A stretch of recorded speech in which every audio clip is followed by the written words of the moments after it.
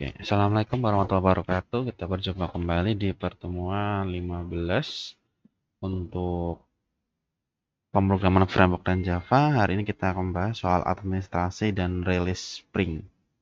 Jadi proses administrasi untuk aplikasi-aplikasi dan cara merilisnya. Oke. Jadi untuk proses administrasi itu kita memerlukan sebuah dependensi khusus yang namanya Spring Boot Admin.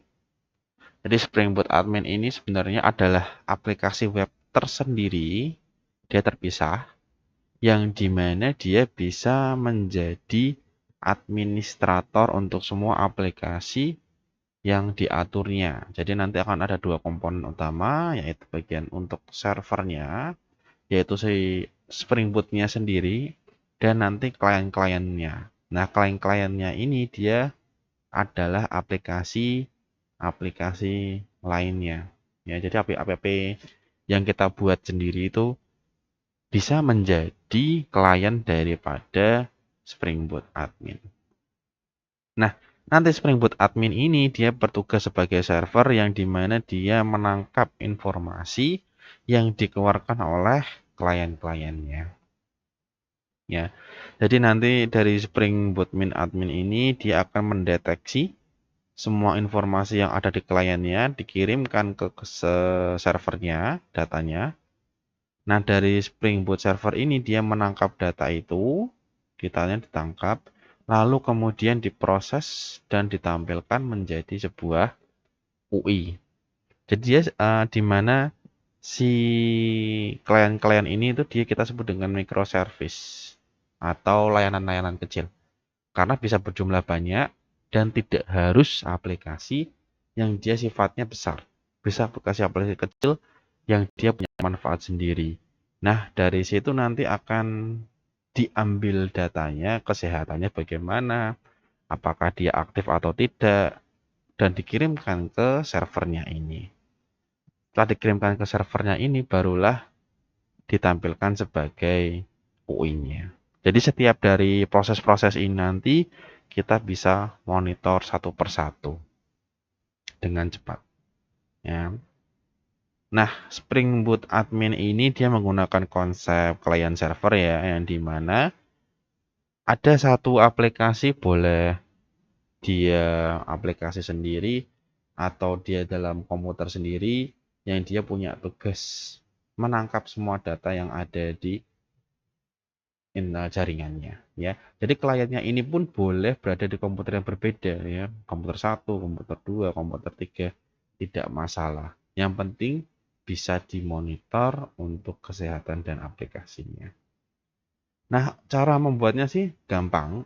Cara membuat server adminnya, yang perlu kita lakukan hanyalah membuat satu aplikasi Spring Boot-nya yang mempunyai dependensi Spring Boot admin tadi.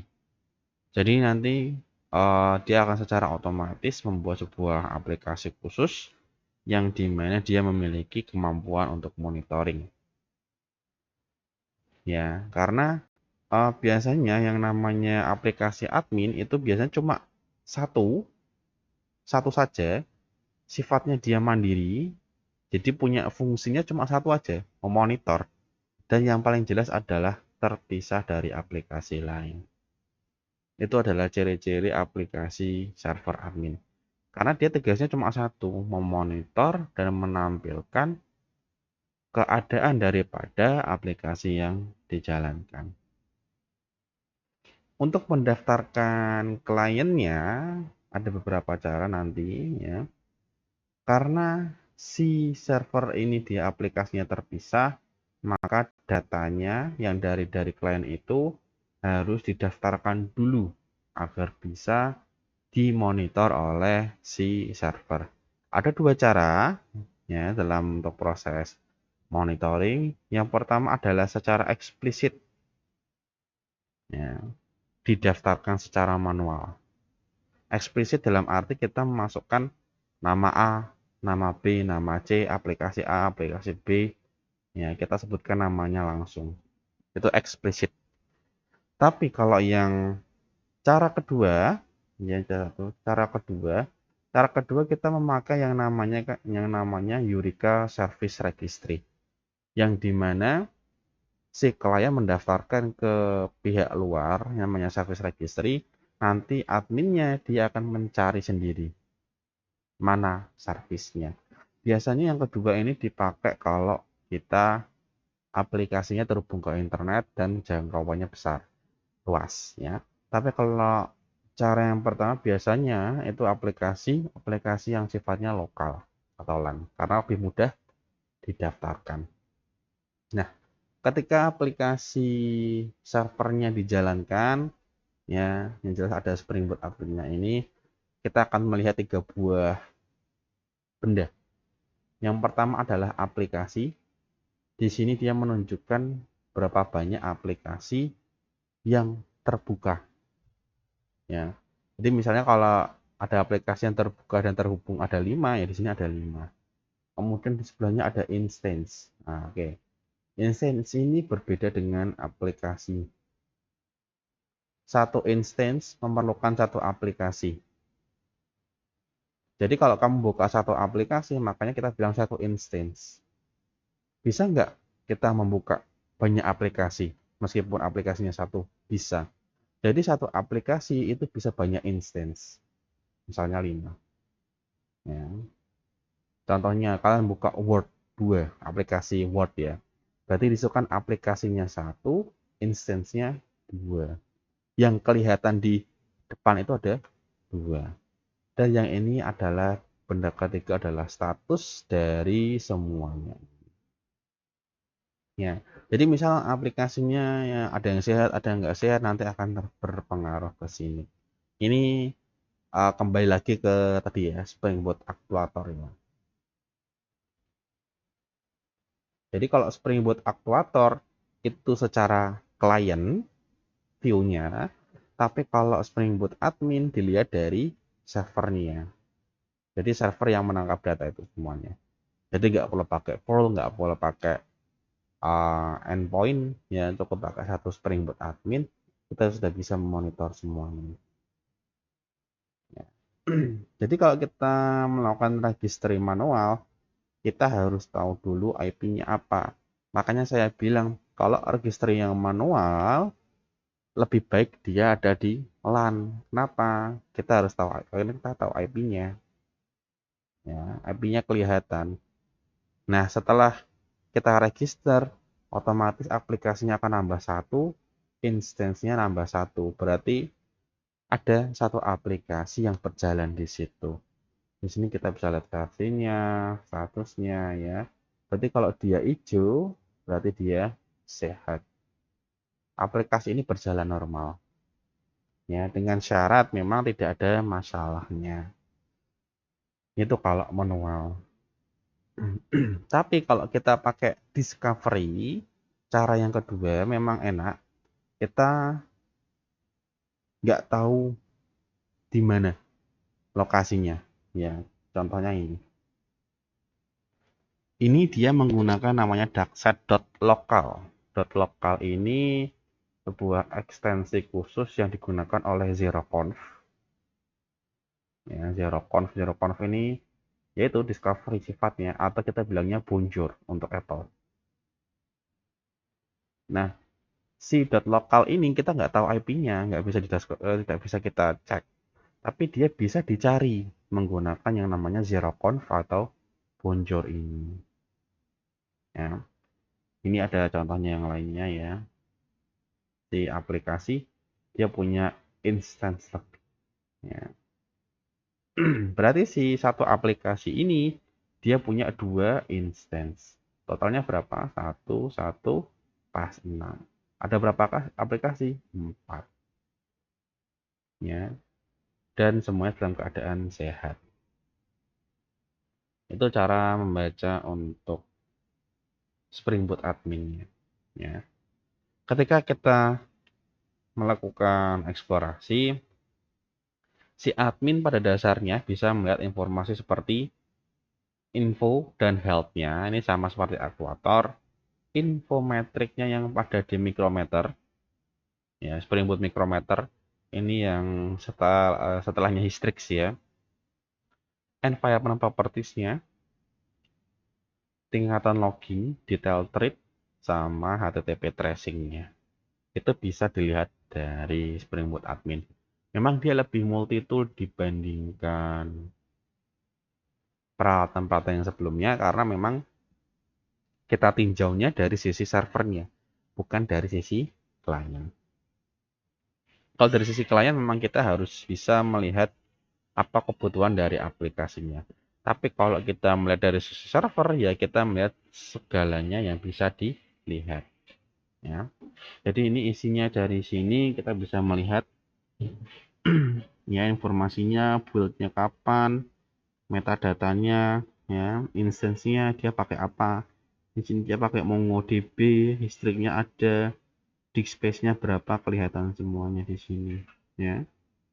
Jadi hanya dengan menggunakan satu Spring Boot admin, kita bisa melihat isi dari sebuah aplikasi, ya.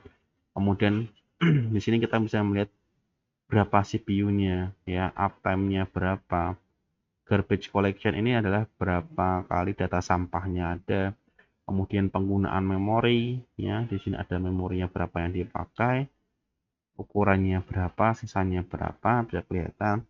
Kemudian di sini ada thread-nya. Thread ini adalah aplikasi yang aktifnya yang berjalan. Di sini ada 57, diamondnya 44, ya, diamond itu yang background. Kemudian ada penggunaan memori non-have-nya ada. Jadi memang semuanya bisa dimonitoring dari Spring Boot admin. Nah, kembali lagi karena memang Spring Boot admin ini dia tidak punya proses pengamanan, makanya sama seperti aktuator, Spring Boot aktuator, admin server juga harus diamankan ya menggunakan Spring Security.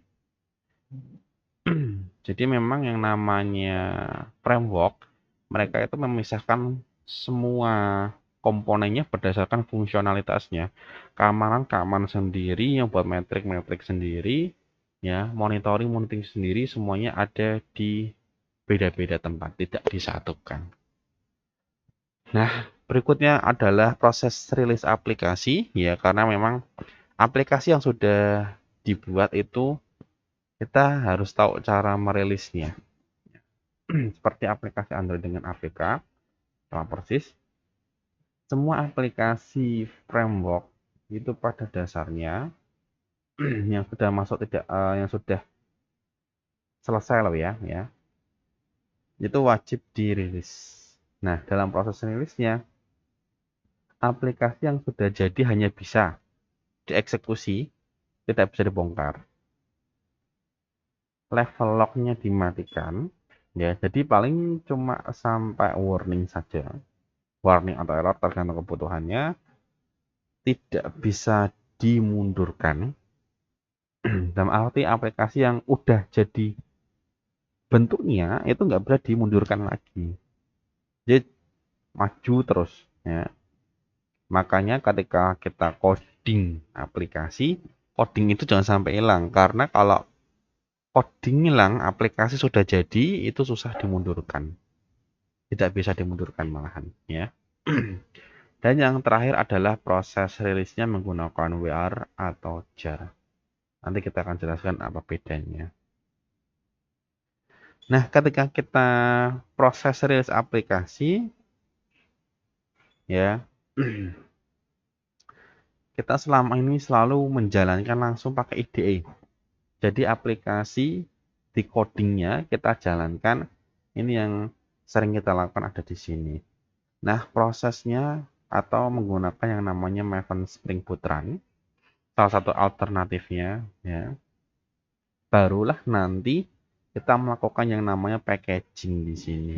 Nah, packaging di sini gunanya adalah membungkus aplikasi yang sudah siap untuk dibungkus menjadi siap dieksekusi. Ya, siap dieksekusi aplikasinya. Nah, barulah nanti sebagai opsinya, selain dari bentuknya jar, kita bisa rilis sebagai Word untuk dideploy menjadi server. Itu ada sendiri. Dalam melakukan rilisnya, kita bisa memilih beberapa tempat ya seperti Tomcat, WebSphere, WebLogic, atau server aplikasi lainnya jika kita menggunakan WAR. Kalau kita pakai WAR ini, berarti harus dirilis di server-server web, server-server khusus. Ya, tapi kalau kita pengen rilisnya pakai jar, berarti dia bisa dipakai di lokal, komputer lokal, atau beberapa web seperti Cloud Foundry, Amazon Web Service, AWS, Azure, Google Cloud Platform yang bisa menjalankan jar. Jadi bedanya di situ. Kalau jar itu biasanya bisa dipakai dimanapun, tapi kalau WAR itu harus di web server khusus, ya, yang bisa mengeksekusi WAR. Ini salah satu contohnya ya dalam proses deployment-nya. Dalam membuat WAR, kita harus setting di bagian POM-nya. Karena kalau kita tidak setting di WAR-nya, nanti dia akan berubah menjadi jar. Ya. Jadi setting dulu di WAR atau menggunakan Gradle jika ada yang memakai Gradle. Barulah nanti kita melakukan proses packaging yang dimana mengubah project tadi menjadi sebuah file yang siap di deploy atau dirilis. Tapi beda kalau jar ya. Kalau jar saya rasa dia sudah default ya. Jadi kita tinggal build dan kita eksekusi pakai Java main jar aplikasi.jar. Nanti aplikasi akan berjalan dengan syarat di situ ada Java runtime-nya. Kalau nggak ada Java runtime-nya, dia nggak akan jalan. Nah, jadi ini proses lanjutannya ketika dia sudah jadi, kalian bisa deploy kemanapun sesuai dengan fungsinya ya. Mau di Cloud Foundry atau yang mau di mana lagi ya sesuai dengan keperuntukannya ya. Kita bisa juga melakukan yang namanya integrasi dengan Docker yang dimana kita upload ke sebuah kontainer khusus di internet dan bisa digunakan dimanapun. Itu Dockernya ya. Kalau Docker dia punya memang konfigurasi lebih spesifik karena memang dia menggunakan prinsip kontainer dan ketika dia jalankan pun dia punya cara tersendiri berbeda dengan yang sebelum-sebelumnya ya. Oke. Jadi itu aja untuk hari ini saya cukupkan. Saya ucapkan terima kasih dan sampai jumpa.